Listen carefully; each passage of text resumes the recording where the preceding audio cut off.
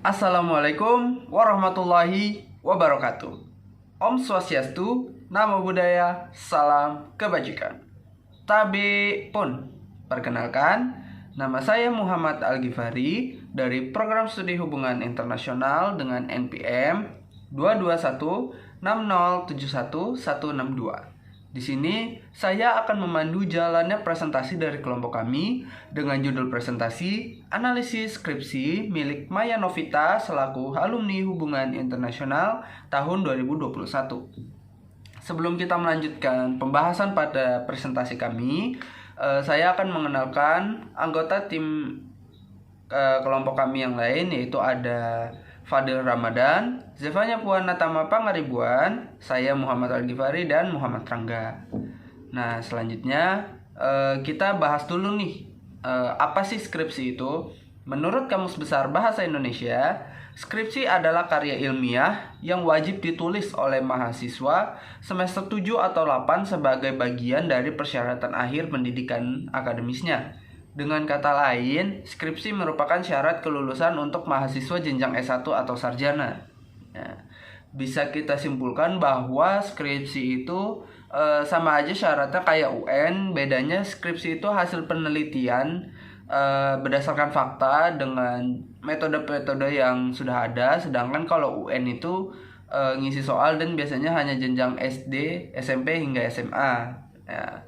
Kemudian pada pembahasan dari presentasi dari kami ini ada 4, yaitu kalimat tidak efektif, huruf kapital, tanda baca, dan daftar pustaka serta pengutipan. Yang pertama ada kalimat tidak efektif yang akan dijelaskan oleh Zevanya. Silakan Zevanya. Halo semuanya, saya Zevanya Puan Pangaribuan dengan NPM 22160711100. Di sini saya akan mempresentasikan analisis skripsi dengan pembahasan kalimat tidak efektif yang terdapat di dalam skripsi tersebut. Pertama-tama saya akan menjelaskan apa yang dimaksud kalimat tidak efektif. Kalimat tidak efektif adalah kalimat yang struktur kalimatnya tidak mudah dipahami dan tidak dapat menyampaikan pesan yang lengkap dan jelas kepada pembaca atau pendengar. Contoh kalimat tidak efektif yang terdapat dalam skripsi ini, yang pertama terdapat pada kalimat pada teori organisasi internasional memiliki tujuan agar dapat memelihara perdamaian serta keamanan dunia internasional menggunakan berbagai cara yang dipilih oleh organisasi internasional.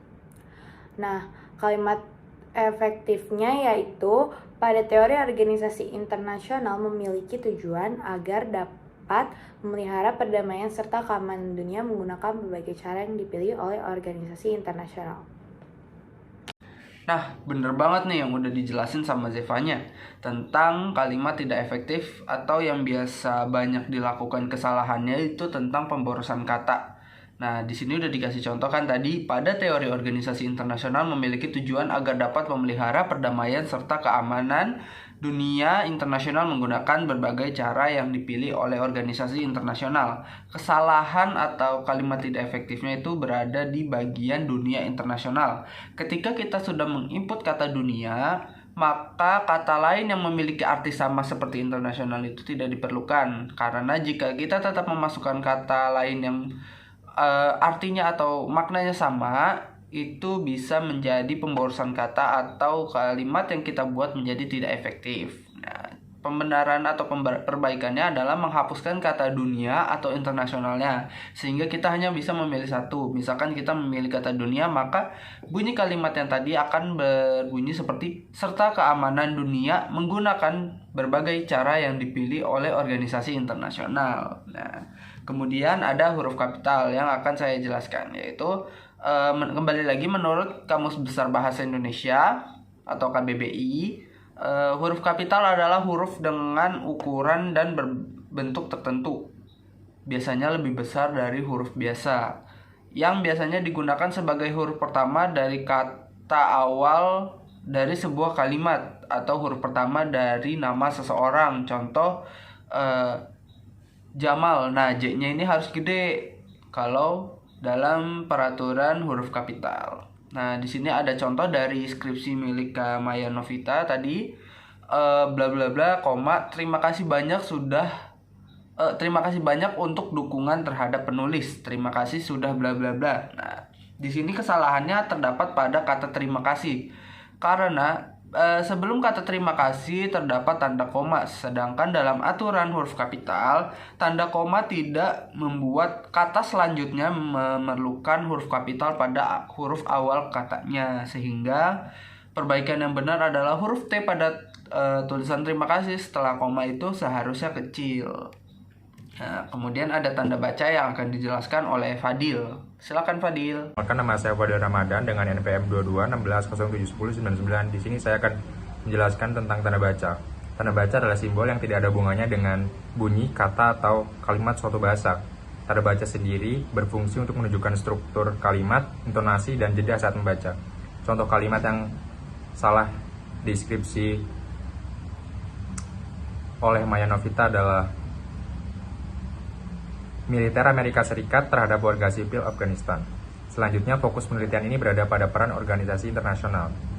Dan kalimat yang benar adalah militer Amerika Serikat terhadap warga sipil Afghanistan. Selanjutnya, fokus penelitian ini berada pada peran organisasi internasional. Terima kasih. Waalaikumsalam warahmatullahi wabarakatuh.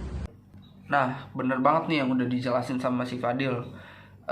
Bahwasannya tanda baca itu sebenarnya penting ya.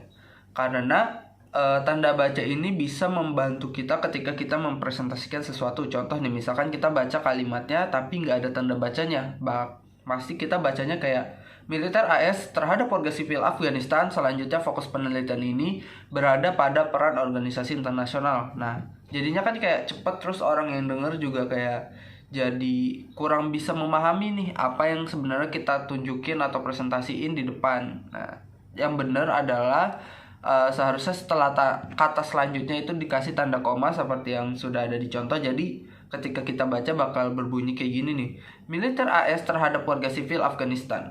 Selanjutnya, fokus penelitian ini berada pada peran organisasi internasional. Nah, kalau udah kayak gitu kan jadi apa yang kita bacain jadi lebih tertata, sehingga orang juga buat memahami apa yang kita ucapkan atau presentasikan jadi lebih gampang kan. Nah, untuk yang terakhir ada daftar pustaka dan pengutipan yang akan dijelaskan oleh Muhammad Rangga. Silakan Rangga. Perkenalkan, nama saya Muhammad Rangga dengan NPM 22160711163. Selanjutnya, materi daftar pustaka dan pengutipan. Daftar pustaka adalah daftar sumber yang digunakan untuk mengutip publikasi ilmiah. Sumber-sumber tersebut antara lain buku, majalah, artikel, dan berita. Daftar pustaka biasanya ditempatkan di bagian paling bawah atau akhir halaman ketika semua artikel ilmiah disusun.